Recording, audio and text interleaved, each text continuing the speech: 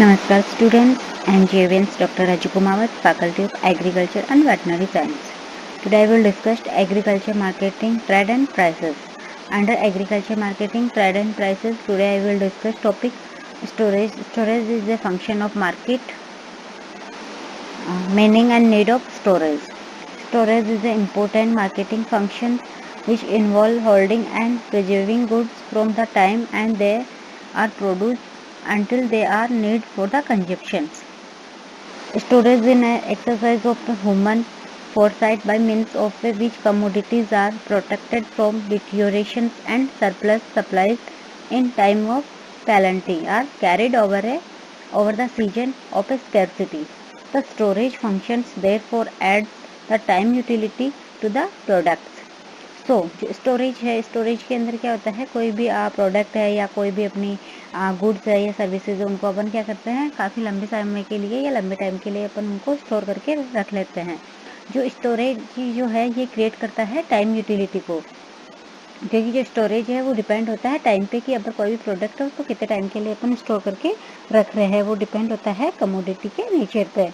सो जो फिर बाद में जो ये स्टोरेज करने का मेन जो एम है या जो मेन जो गोल है एक फार्मर का, वो क्या है, कोई भी अगर वो स्टोरेज कोई जैसे अपन एग्रीकल्चर के पॉइंट ऑफ व्यू से सोचिए तो एग्रीकल्चर के अंदर जो है सीजनली क्रॉप है उसको अपन स्टोर करके रख लेते हैं. तो स्टोर करने के बाद में जब आप उसको ऑफ सीजन में बेचते हो तो जो उसकी प्राइस है वो अपने को हाई मिलेगी कंपेयर टू द एडवर्जन जो आप उसको बेच रहे हो उसके कंपेयर में उसकी ज़्यादा अपने को प्राइस मिलती है. इसलिए जो एग्रीकल्चर जो फार्मर्स है वो क्या करता है अपनी क्रॉप को या फिर जो भी उसकी अदर कमोडिटी वेजिटेबल्स है, जैसे अपन प्याज का एक एग्जांपल ले सकते हैं. तो जैसे रिसेंट के अंदर आपने देखा था थोड़े दिन पहले कि जो प्याज किसानों ने क्या स्टोर करके रख लिया था, जो प्याज की जो प्राइस है वो 100 तक हो गई थी. तो सरप्लस किसको हुआ, एक फार्मर को ही का सरप्लस हुआ. इसलिए वो क्या करता है उस कमोडिटी को स्टोरेज करके रख लेता है और जो उसकी रिजनेबल प्राइस या उसकी हाई प्राइस होती है उसके ऊपर उसको सेल कर देता है. वो होता है अपना storage. In point of view agriculture is categorized by the relatively large irregular seasonal and year-to-year fluctuations in production. The consumption of most farm products, on the other hand, it is the relatively stable. These behaviors of the demand and supply make it is the necessary that the large quantities of a farm produce should be the held for the considerable period of time. So agriculture के अंदर क्या होता है, जो crop है अपन seasonally लेते हैं, year two year लेते हैं. जैसे 6 मंथ से अपन क्रॉप ग्रो कर रहे हैं तो उसको वो उसके अंदर क्या है काफ़ी फ्लक्चुएशन होता है किसका, प्राइस का. जो एग्रीकल्चर कमोडिटी है उनकी जो प्राइस है उनके अंदर फ्लक्चुएशन होता रहता है, वो कम और ज़्यादा होती रहती है. इसलिए जो एग्रीकल्चर कमोडिटी है उनको अपन 6 मंथ के लिए या फिर ईयर टू ईयर अपन उसको स्टोर करके रख सकते हैं. Now storage. The storage of agriculture product is necessary for the following reason. अब एग्रीकल्चर जो प्रोडक्ट्स हैं उनको स्टोरेज क्यों करते हैं, उनके लिए जो ये जो रीजन्स है वो कंसीडर करते हैं एग्रीकल्चर प्रोडक्ट के स्टोरेज को. फर्स्ट है, agriculture product are seasonally produce but are the required for consumption throughout the year. The storage of goods therefore from the time of production to the time of consumption ensure a continuous flow of the goods in the market. So agriculture जो product होता है वो कैसा होता है, seasonally होता है. Seasonal के अकॉर्डिंग उसका जो कंजप्शन होता है, इसलिए जो गुड्स होती है वो उसको स्टोर करके रख लेता है. तो जैसे सीजनल के अलावा वो ऑफ सीजन में बेचता है तो जो फ्लो ऑफ मार्केट उस गुड के अंदर ज़्यादा होगी तो उसकी क्या उसको प्राइस भी ज़्यादा अर्न होगी, इसलिए वो अपने प्रोडक्ट को स्टोर करके रख लेता है. Second reason of storage protect the quality of the perishable and semi perishable product from the deteriorations. जो स्टोरेज है इसके अंदर अपन जो भी क्वालिटी जो भी प्रोडक्ट है वो प्रोडक्ट की जो प्रोडक्ट है उसकी क्वालिटी कैसी है कि वो पेरिसेबल है या फिर नॉन पेरिसेबल है. पेरिसेबल और नॉन पेरिसेबल या सेमी पेरिसेबल को वो डिटोरेशन होने से भी ये सेव रखता है या उसको बचाता है. वो होता है अपना स्टोरेज. स्टोरेज का थर्ड जो रीजन देख रहे हैं वो है some of good woollen garments have a seasonal demand.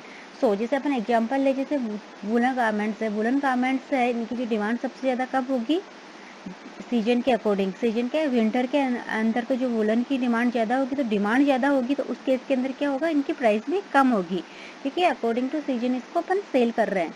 और अगर जैसे वुलन के बाद में समर के बाद में इसको समर के अंदर अपन कर रहे हैं, तो समर के अंदर क्या वुलन के अगर समर के अंदर इसको ज़्यादा कर रहे हैं तो उसका प्राइस पे क्या इफेक्ट पड़ेगा। ऑफ सीजन के अंदर कर रहे हैं और एक इन सीजन के कर रहे हैं, तो ये डिमांड जो है वुलन की सबसे ज़्यादा कब होगी, इन द विंटर सीजन। और जैसे कॉटन गारमेंट्स है, कॉटन गारमेंट्स की सबसे ज़्यादा डिमांड कब होगी, विंटर के बाद में समर सीजन के अंदर तो होगी। कॉटन जो गारमेंट्स है उनकी वुलन की डिमांड ज़्यादा कब होगी, विंटर सीजन के अंदर। तो जो स्टोरेज है वो डिपेंड होता है जो है ये सीजनली डिमांड पर ऑफ एग्रीकल्चर प्रोडक्ट्स पे। So for the cope with the demands, production on the continuous basis and storage become necessary. It help in the stabilization of price by the adjusting demand and supply. जो storage है ये जो demand और supply के अंदर stabilization को या equilibrium point को मेंटेन रखता है।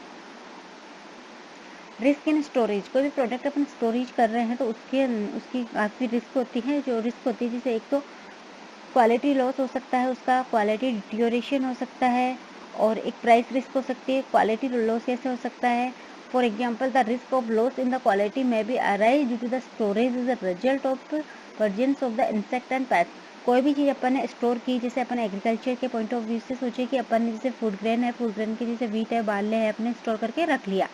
स्टोर करके जैसे काफ़ी लॉन्ग टाइम के लिए अगर आपने इसको स्टोर करके रख लिया तो इसको डैमेज होने के चांसेस बहुत ज़्यादा बढ़ जाता है, क्योंकि इस क्रॉप में ना इंसेक्ट लग सकता है, पेस्ट लग सकते हैं, कभी कभी आग वगैरह भी लग सकती है, जिससे वो पूरी ही नष्ट हो जाती है। इसलिए उसका क्वालिटी लॉस जो है ये है मेन रिस्क है स्टोरेज की।